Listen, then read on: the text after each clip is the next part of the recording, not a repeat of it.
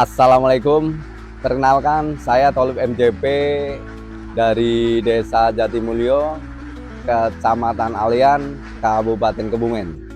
Ya, saya sendiri di sini pengurus Berkafam bergerak di bidang bebek petelur. Pengalaman saya sebelum memulai usaha bebek telur, saya seorang wira swasta, karyawan buruh, lebih tepatnya di dunia marketing, sales spare part dan kelengkapan motor. Iya, dari sisi itu saya kepengen mempunyai usaha rumahan yang notabene di situ ada hasil tapi tidak mengikat kegiatan rutin di luar gitu. Jadi saya memilih usaha bebek petelur.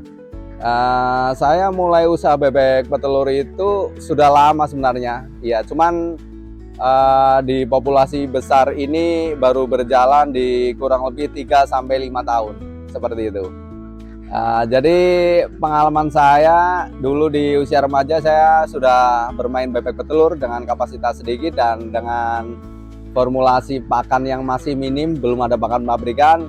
Dan di era tahun sekarang sudah era milenial, sudah dibikin mudah, sudah ada pakan pabrikan, pakan jadi yang notabene kualitas lengkap, nutrisinya dan praktis. Alhasil dari situ saya kembali memori dulu, saya kembangkan lagi di era sekarang dengan populasi banyak, dengan pakan jadi pabrikan yang notabene di situ bisa membantu kebutuhan keluarga dari hasil bebek petelur itu sendiri. Karena bebek petelur itu untung nggak besar, cuman setiap hari ada untung gitu, setiap hari ada hasil.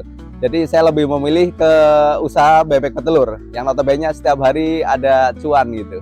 Inspirasi awal untuk memilih bebek petelur yaitu saya itu ke depan kan anak sudah mulai dewasa, kebutuhan semakin banyak. Kalau kita nggak punya usaha yang notabene bisa mendapatkan hasil tambahan, di situ kan kebutuhan kita repot gitu. Jadi saya memilih bebek petelur itu yang notabene setiap hari ada hasil. Iya, ada hasil, ada keuntungan dari usaha itu sendiri gitu. Dan sifatnya usaha bebek petelur itu sangat simpel, bisa disambi aktivitas lain gitu. Jadi luar biasa untuk bermain atau berusaha di dunia bebek petelur tersendiri itu sangat menjanjikan dan sangat rekomendasi gitu.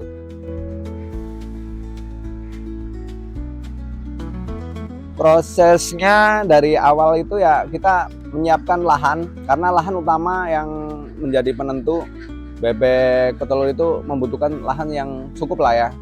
Kedua, setelah lahan kita pengondisian lingkungan, ya kondisi lingkungan, izin lingkungan dan lain sebagainya.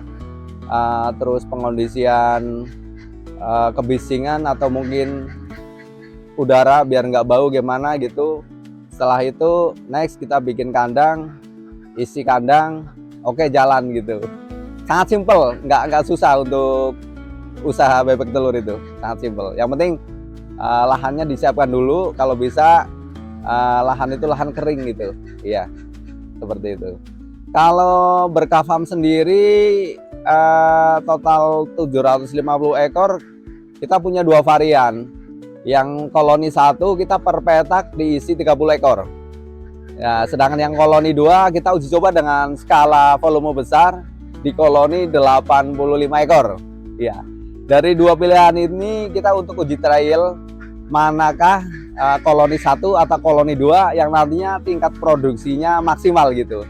Ya, seperti itu. Jadi nantinya setelah kita dapat hasil, kita bisa berbagi ilmu ke rekan-rekan ternak dimanapun berada gitu. Dengan koloni kecil, dengan koloni besar, produksinya bagus mana gitu. Kita lagi uji coba di Berkafam sendiri gitu.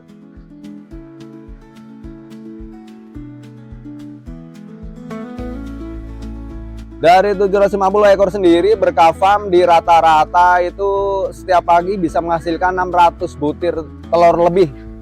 600 butir telur lebih itu dari kurang lebih populasi 700 lah. Dari situ kita bisa menghitung untuk operasional pakan, dan hasil telur itu dirupiahkan ya masih sisa lumayan banyak. Bisa untuk bayar tenaga kandang, atau mungkin bisa untuk beli jajan anak atau kebutuhan keluarga lah ya. Masih sisa banyak ya. Oke, nama Berkah Farm saya ambil dari tujuan saya. Tujuan saya usaha bebek petelur itu mencari keberkahan untuk semua. Satu, lingkungan terdekat biar dapat berkahnya.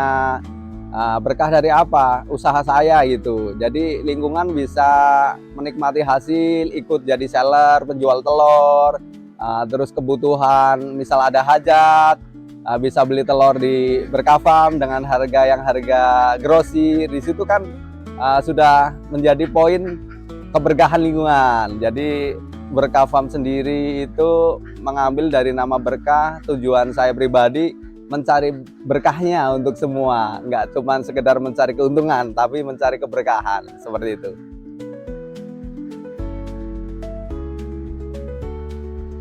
Tantangan terbesar untuk Berkah Farm sendiri dulu di tahun awal itu, karena setiap tahun itu grafis penjualan telur naik turun ya. Ada di fase-fase sepi itu di bulan-bulan 10 atau mungkin bulan 11 itu di musim sepinya penjualan telur. Biasanya kalau di hitungan bulan Jawa, bulan-bulan masuk tahun baru Islam, bulan Asyura gitu, karena orang punya hajat nggak ada di bulan-bulan itu. Jadi untuk penyerapan telur tersendiri itu sepi. Itu tantangan terbesar di penjualan telur yang lesu atau sepi, karena kita di sini mengelola beberapa ternak yang lumayan banyak di Kabupaten Kebumen. Jadi hasil telur per minggunya juga sudah lumayan banyak gitu.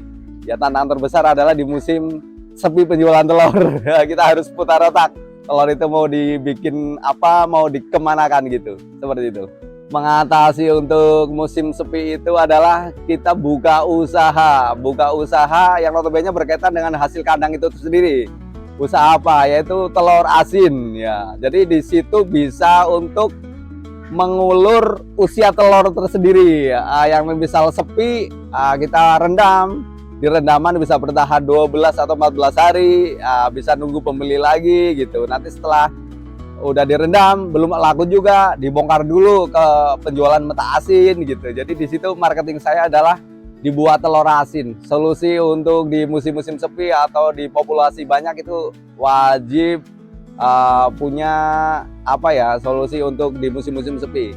Kalau seorang pengepul gitu. Tapi kalau ternak cukup gandeng pengepul saja biar nggak pusing gitu. Iya, seperti itu.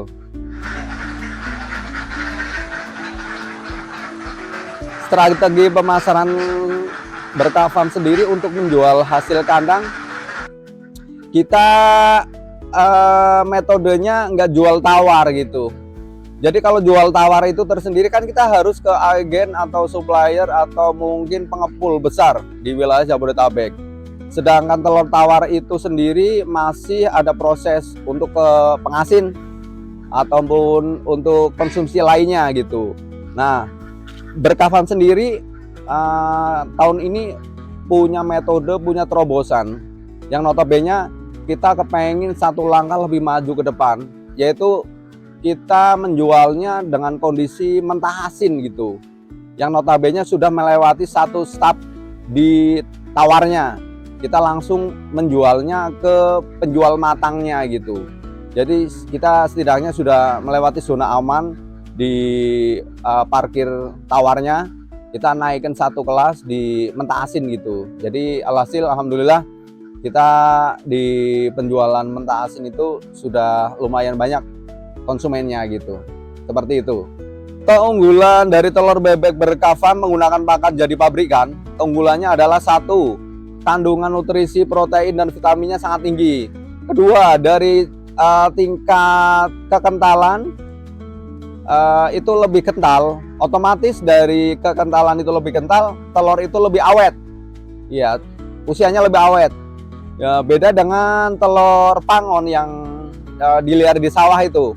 Ya, dari kekentalannya dia lebih encer, warna kuning telurnya lebih muda. Kalau Berkah Farm sendiri atau mungkin kandang-kandang lain yang menggunakan pakan pabrikan, itu kualitas telur pasti lebih baik dan lebih berkualitas. Ya dari segi vitamin, kandungannya dia lebih tinggi, dari segi penampilan warna lebih oranye, dari segi kekuatan awet lebih awet. Itu keunggulan dari Berkah Farm menggunakan pakan jadi pabrikan.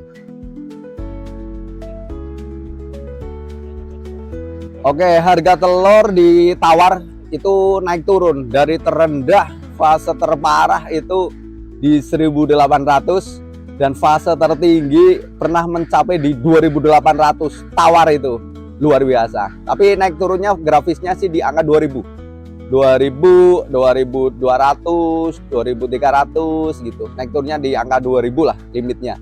Ya seperti itu. Ya prakteknya ya kita harus satu, sabar, telaten, dan yang terpenting harus benar-benar di manajemen. Iya, semuanya harus dihitung dari pengeluaran, hasil kandang, itu harus diperhatikan semua. Jadi untuk menentukan di tahun ini ada peningkatan keuntungan atau mungkin hanya setara cukup untuk personal atau mungkin bahkan rugi, itu semua usaha yang terpenting adalah marketingnya ya. Selain dari ketelatenan, kesabaran, yang terakhir itu harus di manajemen ya, marketingnya harus baik gitu.